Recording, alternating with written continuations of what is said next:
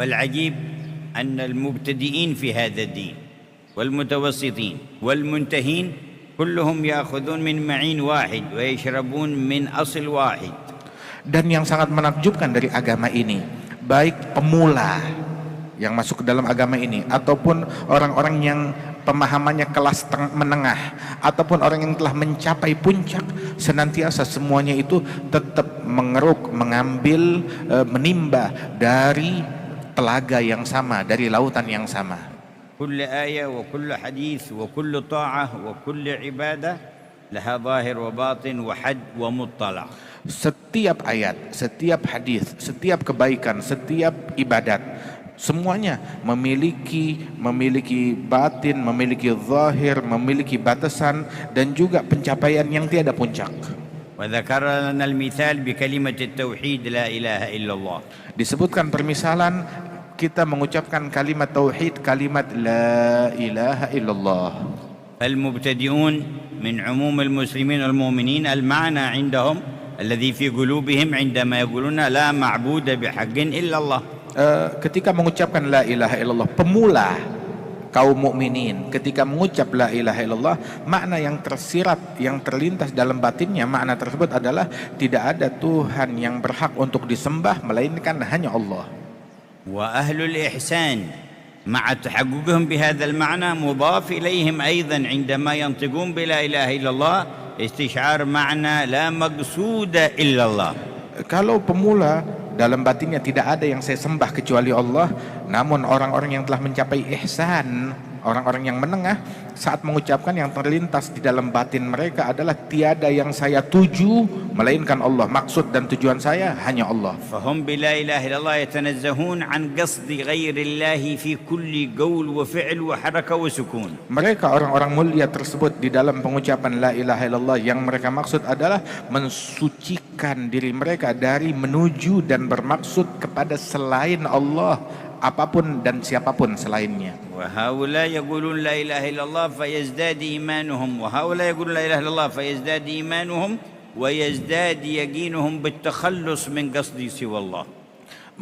Dari kelompok tersebut mengucapkan la ilaha illallah, kelompok ini mengucapkan la ilaha illallah dari kelas-kelas yang berbeda, tetapi masing-masing saat mengucapkannya bertambah iman mereka, bertambah yakin mereka kepada Allah Ta'ala, bertambah pendekatan mereka kepada Allah.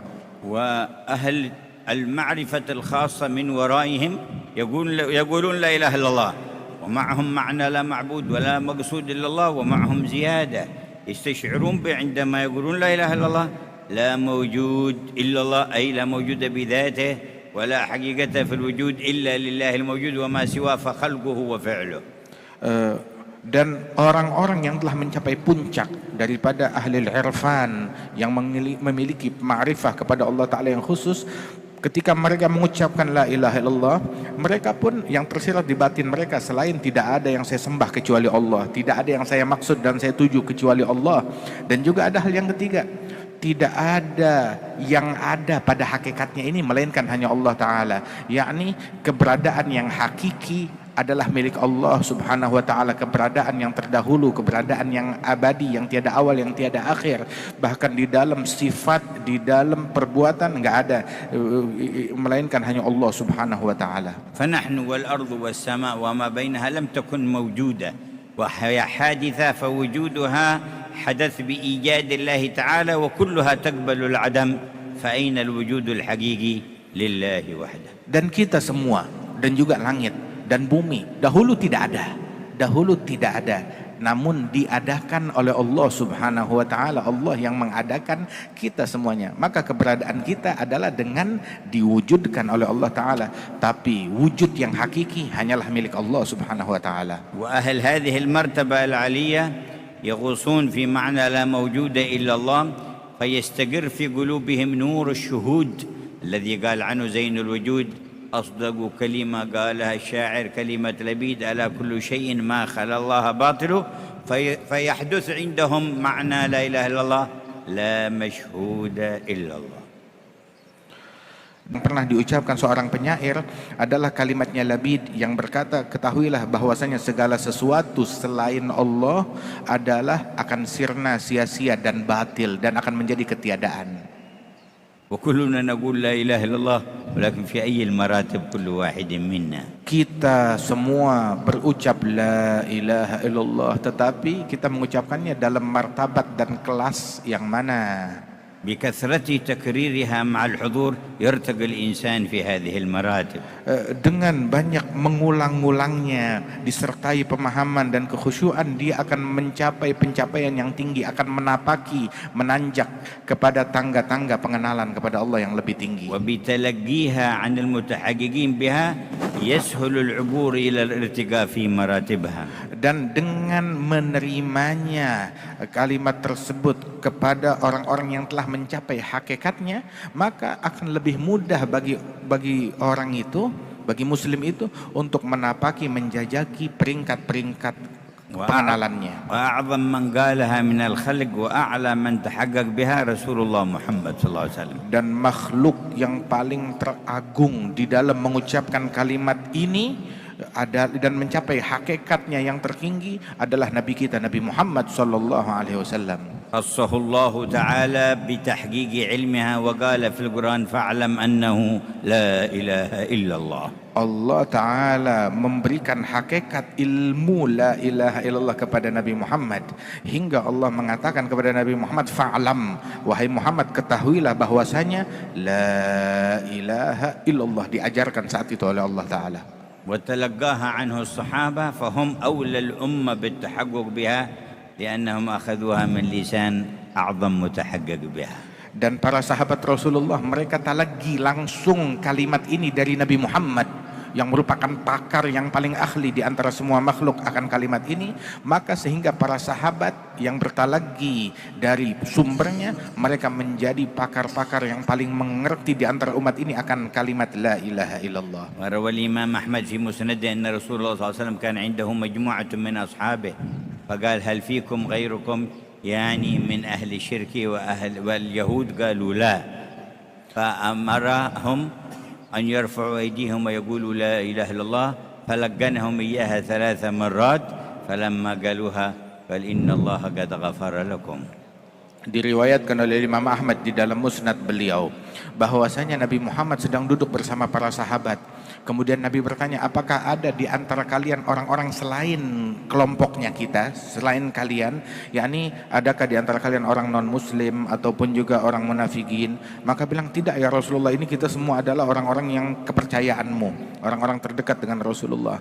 Maka Nabi pun berkata kepada mereka, mentalkinkan kalimat la ilaha illallah sebanyak 3 kali, dan tiap kali mengucapkannya diikuti oleh para sahabat. Setelah 3 kali itu Nabi berkata, ketahuilah bahwasanya saat ini Allah telah memberikan ampunannya kepada kalian semua. في تبعيته والاقتداء به كما قالها لأصحابه وقالوها بعد نقولها كذلك. Dan dalam rangka mengikuti Nabi Muhammad dan menyambung dengan lisannya Nabi Muhammad dan juga menyambung dengan para sahabatnya Nabi Muhammad, maka kami akan melantunkan kalimat ini dan kita ikuti semuanya kalimat tersebut. ونرفع أيدينا ونقول لا إله إلا الله لا إله إلا الله لا إله إلا الله لا إله إلا الله لا إله إلا الله لا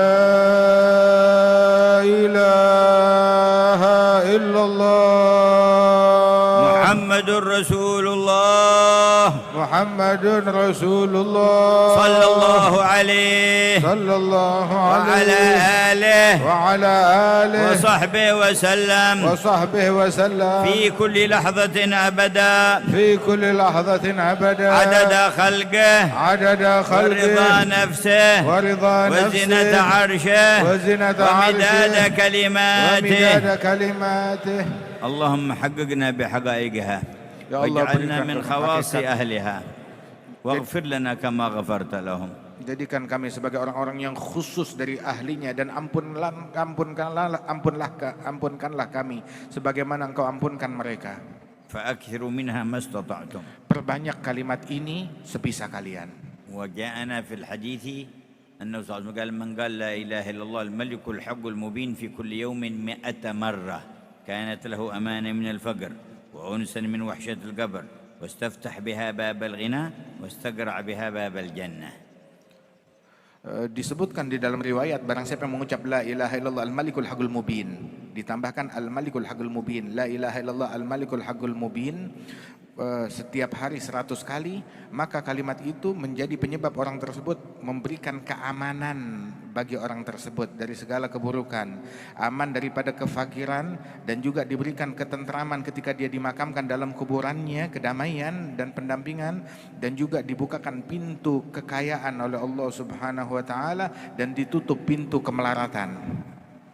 وذكر لنا مثال آخر قال: المسلمون يقولون بسم الله عند أكلهم شربهم، عند دخول المسجد، عند خروج منه، عند لباسهم يقولون بسم الله.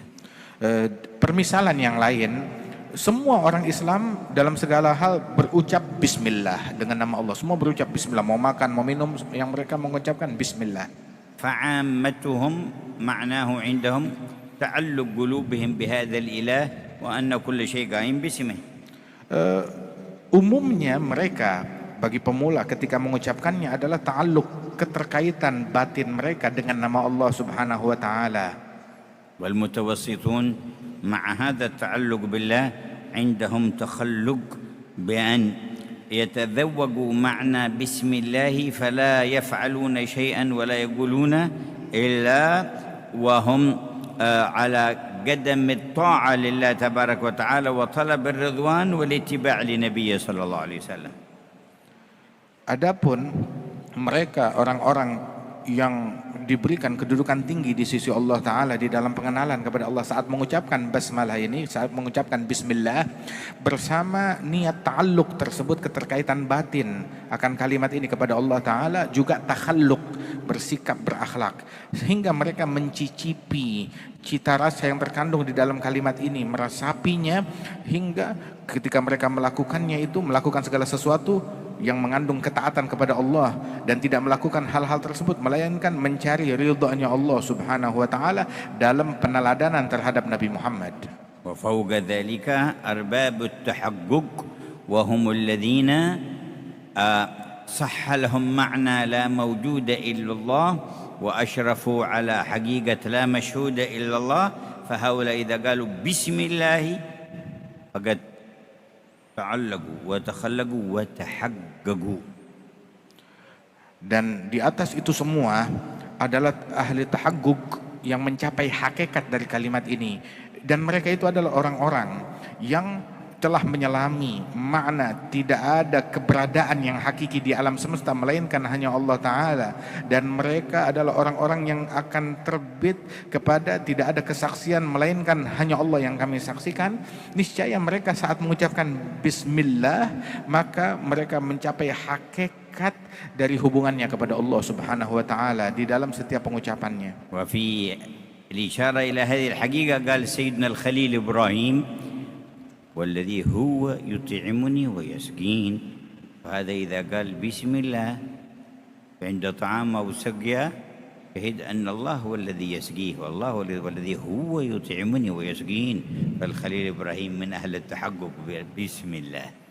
Dan di dalam makna hakikat ini diisyaratkan oleh dalam Al-Quran ucapan Al-Khalil Nabi Ibrahim yang berucap alladzi huwa yut'imuni wa yasqin, Allah yang memberikan saya makan dan memberikan saya minum. Beliau ketika mengucap bismillah saat makan dan minum, dia merasa Allah yang sedang ngasih saya makan, Allah yang sedang memberikan saya minum. Al-kullu yaqul bismillah wa laysu ala darajatin wahid. Semua orang berucap bismillah tetapi derajatnya beda-beda. Ja'a ba'du an-nisa fi Baghdad li ba'du as-salihin بصينية ليكتب له فيها رقية فكتب بسم الله فانكسرت الصينية، فجاءت بصينية أخرى كتب بسم الله فانكسرت، فجاءت بثالثة قال اسمعي لو جيتي بالصيانية البصرة، كان في البصرة، لو جيتي بصعيد البصرة كلها لانكسرت واحد بعد الثاني. أنا الآن في حال التحقق بسم الله، اذهبي لعند واحد ثاني يكتب لك وهو دون هذا الحال. Itu ada seorang yang minta dituliskan sebuah ruqyah kepada orang soleh yang ada di Baghdad di sana, yang ada di Basrah sana di Irak. Dia minta dituliskan sebuah tulisan Bismillah di sebuah wadah atau piring.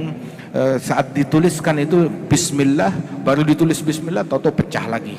Akhirnya dibawa lagi piring dan wadah yang lain, ditulis lagi, pecah lagi. Hingga akhirnya si orang soleh tersebut bilang, orang lain yang ada di Basrah ini untuk menuliskannya. Kalau kamu bawakan saya semua piring, semua wadah yang ada di Basrah, semuanya bakalan pecah saat saya menulis Bismillah ini. Sebab dia saat menulisnya kelasnya udah beda, udah lain di dalam penghayatan makna yang ada di dalamnya. ذكر لا إله إلا الله والبسملة وقال وقس على ذلك ما سواه. Dan di sini disebutkan contoh kalimat la ilaha illallah dan contoh basmalah, dan juga silahkan ada juga zikir-zikir yang lain yang mana setiap kelas itu ketika mengucapkannya menyelami makna yang berbeda-beda yang lebih tinggi lagi.